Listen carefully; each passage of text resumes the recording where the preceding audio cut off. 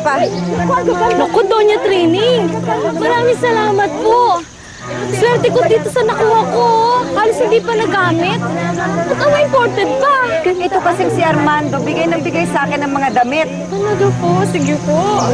May Sige lang. magagamit na po ako kapag may okasyon. Gusto ko gamitin ninyo ang makukuha ninyong mga damit. Kapag nagkaroon ako ng party sa villa, imbitado kayong lahat, ha? Ang mamahal naman nito, Doña Training. Parang hindi babagay sa amin. Ano bang hindi babagay? Hindi pwede. Kailangan lahat yan bumagay. Teo, makinig ka. Nakita mo? Nakita mo sila? Lahat ng yan ay mapapasa iyo. Nakita mo kung paano mamili ng kaibigan? Bigyan mo lang ng suhol sa iyo na.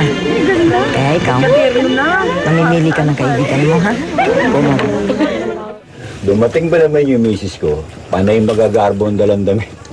Sabi ko, saan mo gagamitin yan? Magagamit mo ba naman yun sa pagtatabas ng tubo? Bang klase rin itong si Doña Trining, eh, no? Nakakatakot isipin. At bakit naman, pare? Eh, hindi nyo ba nakikita na pinaghihiwa-hiwalay tayong mga tao dito? Akala ko ba damihan kakausapin mo niya si Doña Trining. Masama yung ginagawa niya sa mga tauhan natin dito. Napapansin ko nga yan pero pinag-aaralan ko pa. Anong malay nyo? Baka naman may ibubunga mabuti ang gusto niya. Kung gusto niya talagang tumulong, dapat noon pa. Pagkatapos ng 15 taon, bakit ngayon lang? Kakaiba ang gusto niya. Pag natuloy ang balak niya, parang niya na rin tayong pinatay. Ay, oo nga. Pero anong kinalaman natin sa trabahong yun? Tay, si Aristo, no? Ay, si Ariston niya. Ay, galit siya. Kriston! Hinahanap ka namin Saan ka ba nagsususuot?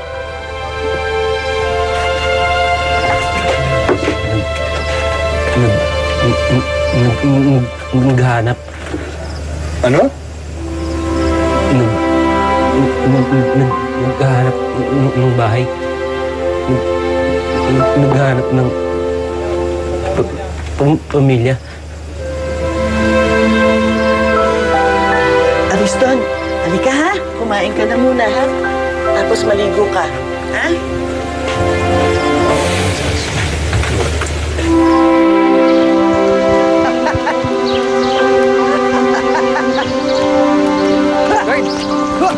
Wow! Teo, mga isang taon pa bago mo ako matalo sa kabayo. Yabang nito, oh. Tirador na lang tayo. Challenge. O sige, ikaw na panalo sa tirador, pero ako panalo sa kabayo, ha? Patas pa yon. Pero syempre, libre mo ako merienda, talo ka, di ba? Sige na nga, magkaibigan naman tayo eh. Mark, Charlie, bayo, pakikuha naman. Oh. Salamat. Ano? Rematch tayo next time. Sige, galingan mo na next time. Oo naman. Oh, Ano? Ang dulas dito eh.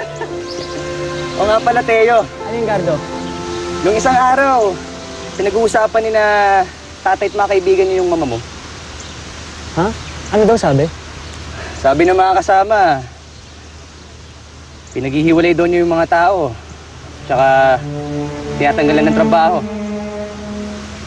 Bakit? Eh, sabi daw nila, may masama daw balak ang mama mo eh. Ganun? Ano daw yung masama? Naghihiwalay nga yung mga tao, tinatanggalan ng trabaho. Paano naman sila nakakasigurado? Tama lang naman siguro yun. Dahil karamihan sa kanila, tamad. Umaasa lang sa papa. Ano? Tama naman, di ba? Lahat sila, pati kayo, umaasa lang sa papa. Teo, pinaghihirapan namin yun ha. Nagtatrabaho kami. At kaibigan ng tatay ko, ang papa mo. Kaya nga, isang tanong lang, Gardo.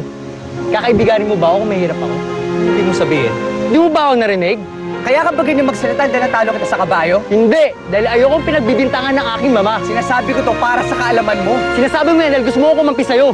Ang kitid ng utak mo, Teo. Sinong makitig ang utak sa ating dalawa? Sino? Huwag mo akong itulak, nagpapaliwanag lang ako.